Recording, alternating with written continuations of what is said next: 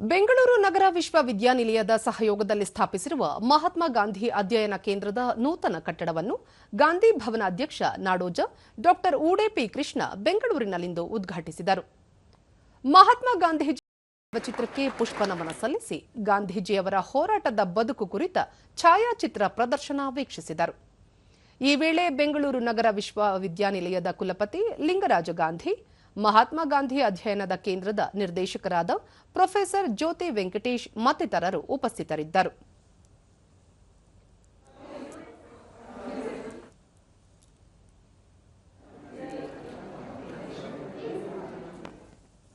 ನಾಡಿಗೆ ಒಂದು ಒಳ್ಳೆಯ ಸಂದೇಶವನ್ನು ಕೊಡ್ತಾ ಇದೆ. ಬಳಿಕ ಡಾ ಉಡೆಪಿ ಕೃಷ್ಣ ಬೆಂಗಳೂರು ನಗರ ವಿಶ್ವವಿದ್ಯಾನಿಲಯ ಗಾಂಧಿ ಅಧ್ಯಯನ ಕೇಂದ್ರ ಸ್ಥಾಪನೆ ಮೂಲಕ ನಾಡಿಗೆ ಉತ್ತಮ ಸಂದೇಶ ನೀಡಿದೆ. ಗಾಂಧೀಜಿಯವರ ಶಾಂತಿ ಸಾಮರಸ್ಯದ ಸಮಾಜ ಪರಿಕಲ್ಪನೆ ಕುರಿತು ವಿದ್ಯಾರ್ಥಿಗಳಲ್ಲಿ ಅರಿವು ಮೂಡಿಸುವಲ್ಲಿ ಈ ಕೇಂದ್ರದ ಪಾತ್ರ ಮಹತ್ವದ್ದಾಗಿದೆ ಎಂದರು.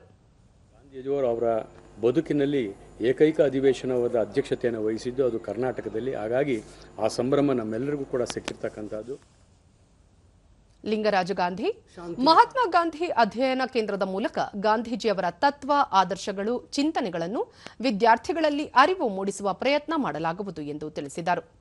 ಅಧ್ಯಯನಗಳ ಪಾತ್ರ ಬಹಳ ಪ್ರಮುಖ ಆಗ್ತದೆ. ಹಾಗಾಗಿ ಗಾಂಧಿ ಅಧ್ಯಯನ ಕೇಂದ್ರ ಈ ವಿದ್ಯಾರ್ಥಿಗಳಲ್ಲಿ, ಹೊಸ ತಲೆಮಾರಿನ ಯುವ ಪೀಳಿಗೆಯಲ್ಲಿ ಈ ಗಾಂಧಿಯ ಚಿಂತನೆಗಳನ್ನು, ಆಲೋಚನೆಗಳನ್ನು ಒಂದು ಸಾಮರಸ್ಯ ಭಾರತಕ್ಕಾಗಿ, ಅಭಿವೃದ್ಧಿಯ ಭಾರತಕ್ಕಾಗಿ ಮೂಡಿಸುವಲ್ಲಿ ಬಹಳ ಒಳ್ಳೆಯ ಕೆಲಸವನ್ನು ಮಾಡಲಿದೆ.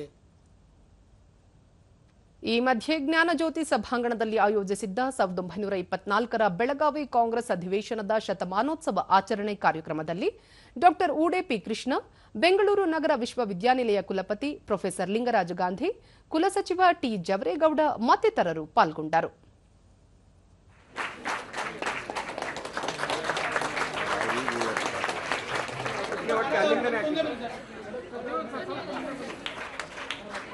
ಈಗ